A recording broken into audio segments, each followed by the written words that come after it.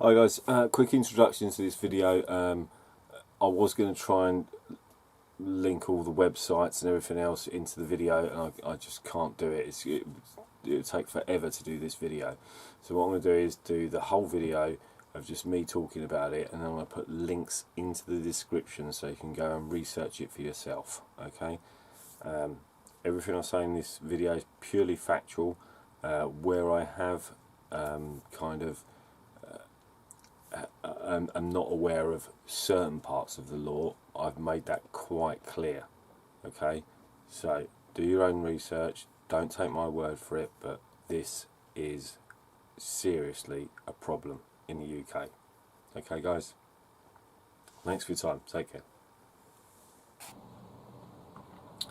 This is the Human Rights News and News Views and Information website, rightsinfo.org. Right. Police can download all your smartphone's data without a warrant. Right. Police officers can download the contents of your mobile phone without a warrant, even if you have not been charged with any crime. How scary is that? So the point I wanted to make quite quickly is they have to get a search warrant to search your house. Now, if the police came around and searched my house, they'd find that I'm quite partial to tidying my bed, and I've got the world's most exceptionally clean bathroom and the world's most exceptionally clean car. What I'm a bit lazy with is me washing up. And that's probably all they'd get from my house. I don't have a smart television.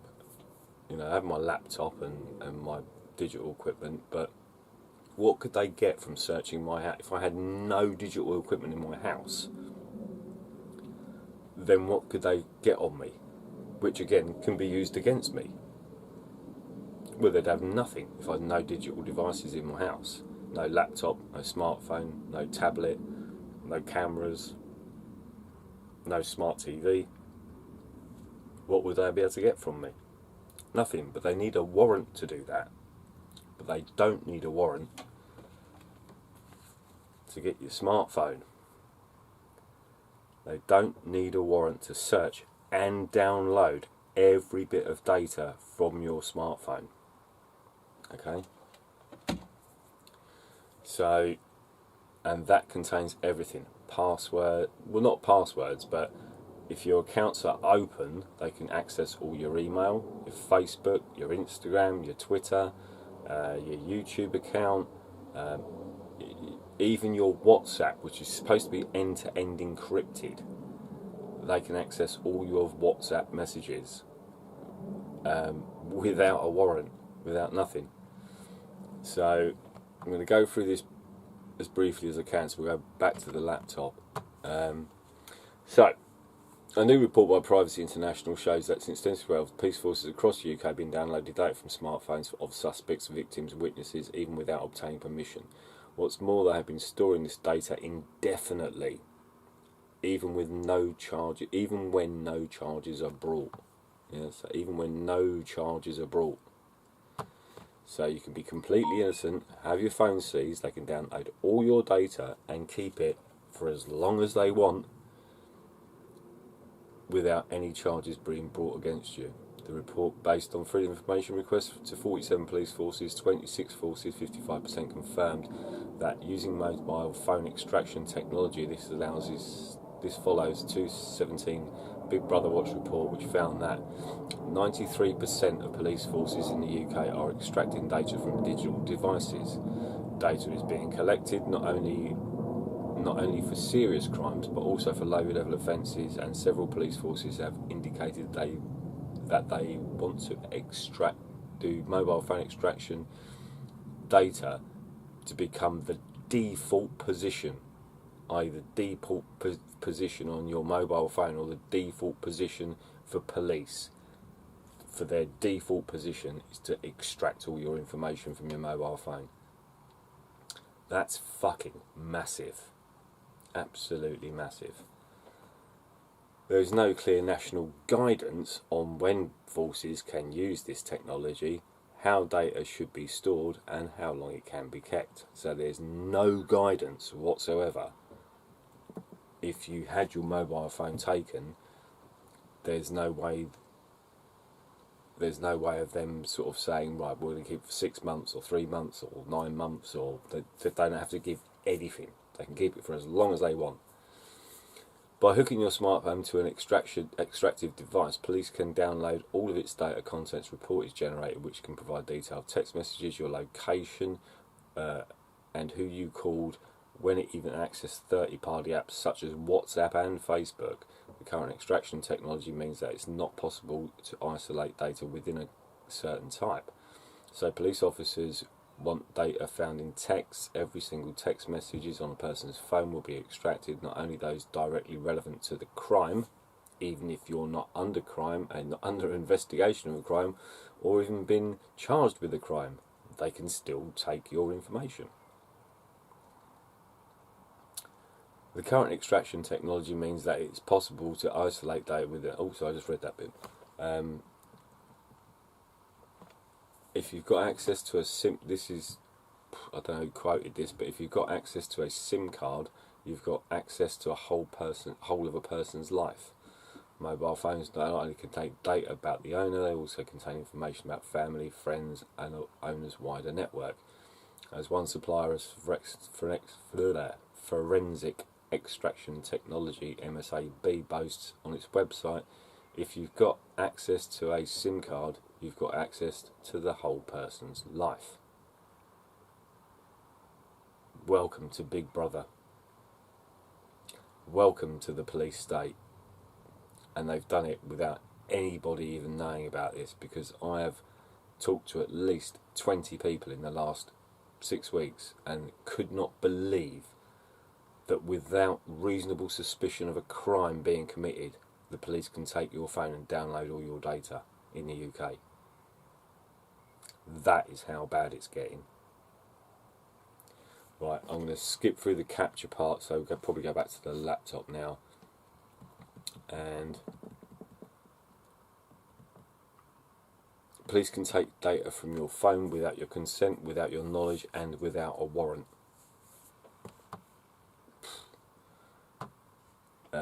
Lady is Millie Graham Wood, sorry, do apologise, butchered her name there, of Privacy International. So what I'm going to do is I'm going to try and keep this as brief as I can, because I'd like you to all look into this for yourselves, and please share this video with your friends and your family, because it is hugely important, you know, from a privacy level, from every other level. As I said earlier, to gain, you know, if they search my car, what are they going to find? Nothing. They search my house, what are they going to find? Well, I've got a really clean bathroom and a slightly untidy bed. Do you know what I mean? But without access to my mobile phone, what are they going to know about me? Nothing from that search. But they need a search warrant to do that, signed by a judge. But to take all of your shit off your mobile phone, your whole life, your maps, your emails, your everything, right? They need nothing. So I'm going to leave the link to rightsinfo.org into the description, and I'll list it all so you can go through it yourselves. This one is go back to the computer probably, and we're going to go to a company called Burton Copeland Solicitors. Do the police have the right to search your phone? Again, same sort of thing. They can go through all of your stuff, blah blah blah. Phones, the police have the right to stop and question you at any time. However, in most cases you don't have to stop and answer any questions, providing there is no actual reason for the police to think you have committed a crime. Your refusal to answer questions cannot be used as a reason to search or arrest you. Sorry, get rid of that. Right, now this is the thing. This is something that photographers, videographers, people that go out and film in public places might want to remember. And it says here, we'll go back to, hopefully, so that if I can edit this correctly, it'll go back to the computer.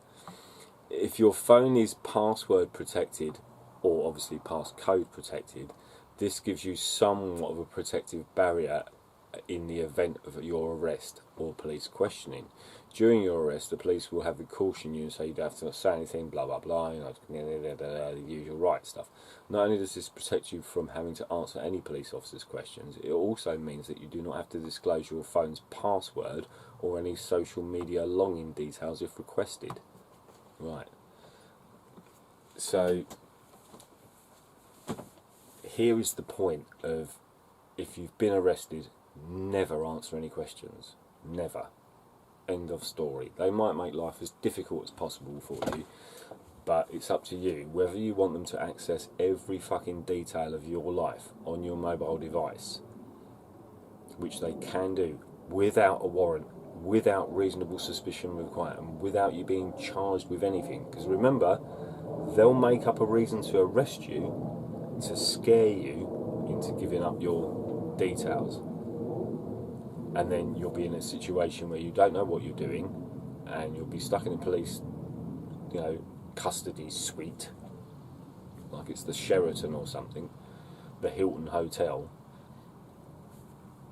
People might start giving up their information, and again, the police can ask you for the data to get into your mobile phone, the password or the passcode.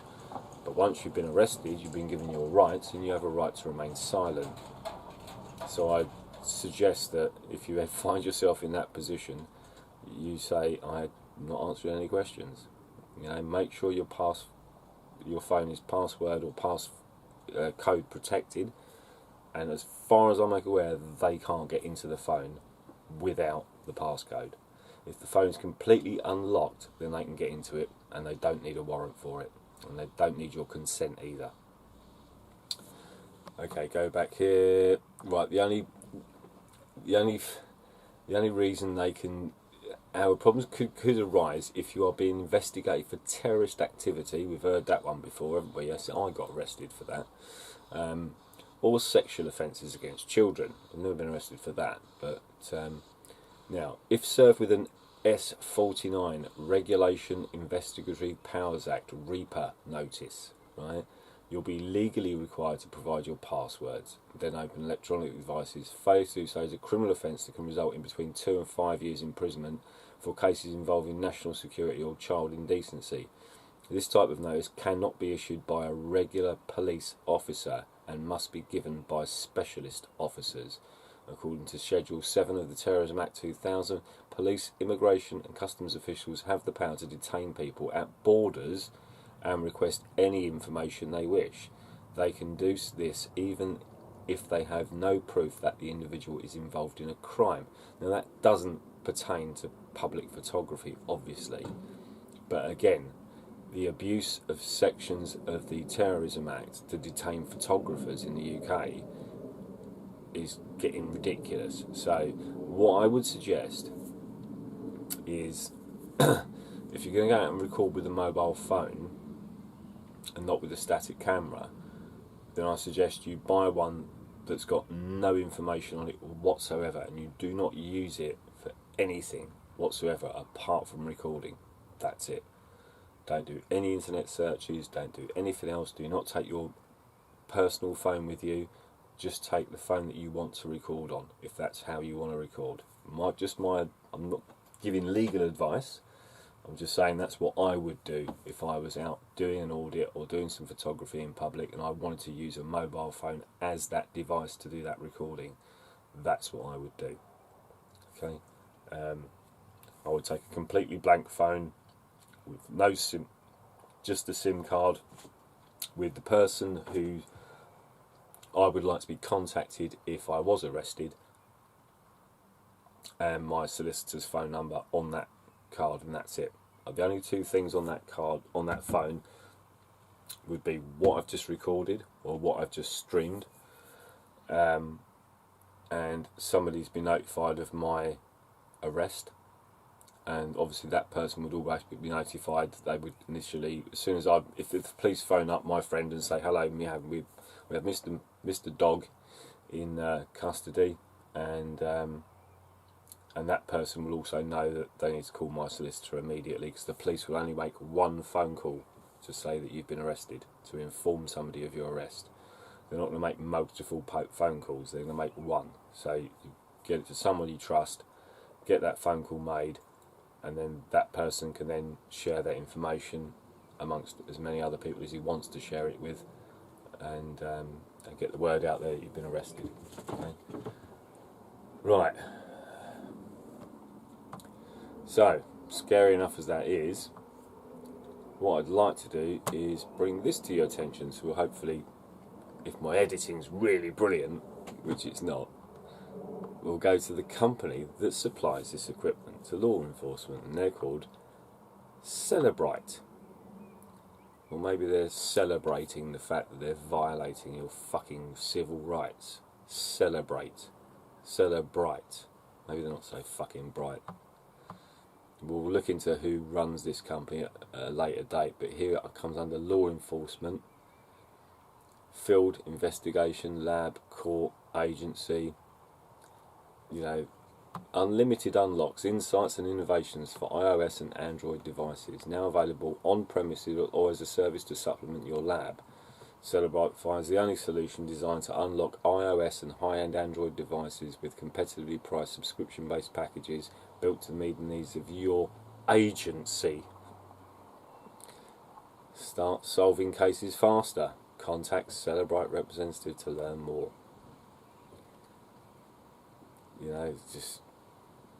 Just a bunch of digital fuckknuckles working for a company that just wants to violate everybody's fucking rights to privacy. This is just, they might as well be Nazi bright. You couldn't get any worse than this. You couldn't get any worse than this. So,